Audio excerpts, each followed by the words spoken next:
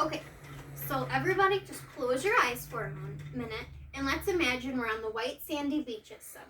We're laying on a surfboard, the cool water rippling over us, just gently rocking to the waves, the warm sun beating down on our skin. A great white comes up, bites you, like rips you into the water. Great whites are not known for attacking people, but this story is not unique. It is quite familiar and recounted quite a few times along Australia. That's why they're known as the White Death. Sharks have incredible biology and anatomy. Part of them are very simple, and the other part is very intricate and complex. The tagging and studying of sharks is something that can further our knowledge in multiple different ways and in multiple different areas can help us greatly. It can help us with shark repellents, shark deterrents, keep the coastline safe, keep the animals safe. There's multiple different outcomes of tagging and studying sharks. What you doing, baby girl? Okay, so the average great white female can grow up to 20 feet long. This is an average female of 20 feet long, and a human that ranges between 5 and 6 feet. As you can see, the proportion between us is very different. But in a way that we are very similar to sharks is the brain. Their brains are 6 inches by 3 inches, which for a 20-foot shark is relatively small. But their brains are very similar to ours in the fact that their brains break down very closely to ours. We actually test shark brains, particularly great white shark brains, for Alzheimer's, and we test cures on Alzheimer's, and we watch the brain deteriorate and see how it builds back up. They actually only see in shades of green as they're colorblind.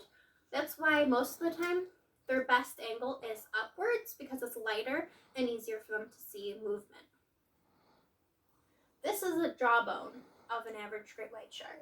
They actually have 30,000 teeth in their lifespan because they break a tooth, it regrows. They actually have 4,000 psi behind a bite as well. That's 4 times the amount of a hyena and lion.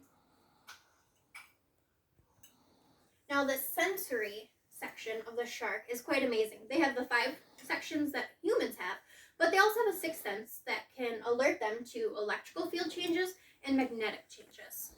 They use this in hunting. They can actually sense the electrical energy and magnetic force of other animals and their surroundings, and that's one way that they are so effective in hunting. Okay. Greg Skolmel, he's a leading researcher and a marine fissionary on the coast of America. He has currently been studying the great whites and their migratory pattern in Cape Cod.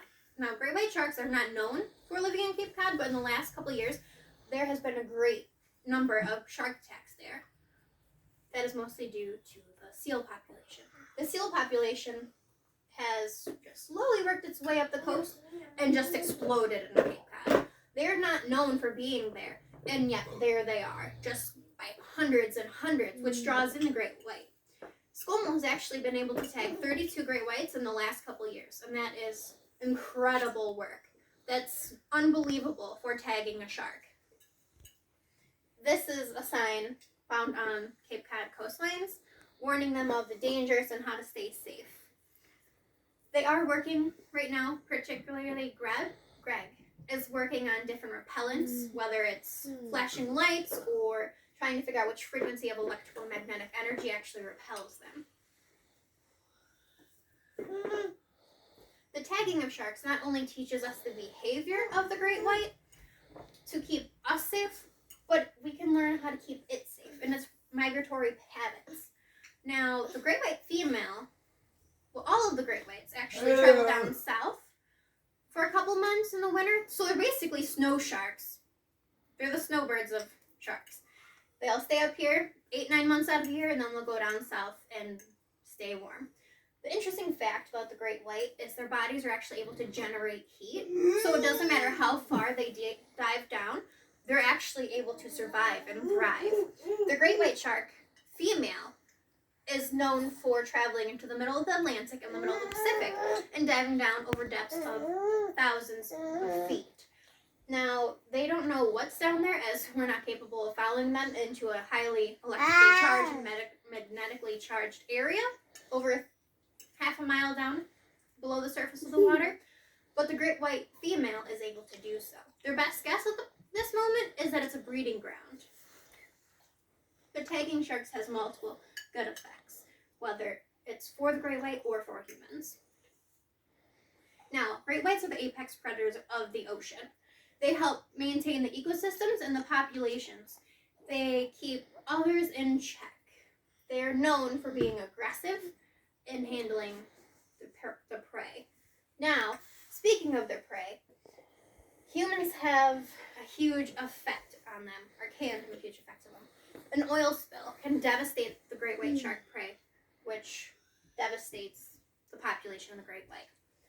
There is controversial great white wars going on right now where they are just decimating the population by hundreds of millions of great whites per year for shark fin soup, for the prize, for the jawbones. They're just claiming them as trophies. There are initiatives in place right now where you can sponsor a shark. They don't have the geotech location as other animals like the turtle has currently, but they're working on ways to strengthen the community relationship with the great white. Okay, so the great white is an incredible creature of the ocean. They're the apex predator. They keep the oceans in check. They keep the population under control. The studies that scientists are doing right now, not only for the benefit of the shark, but for the benefits of the humans. And their biology is so incredible. Their biology is what makes them such incredible hunters.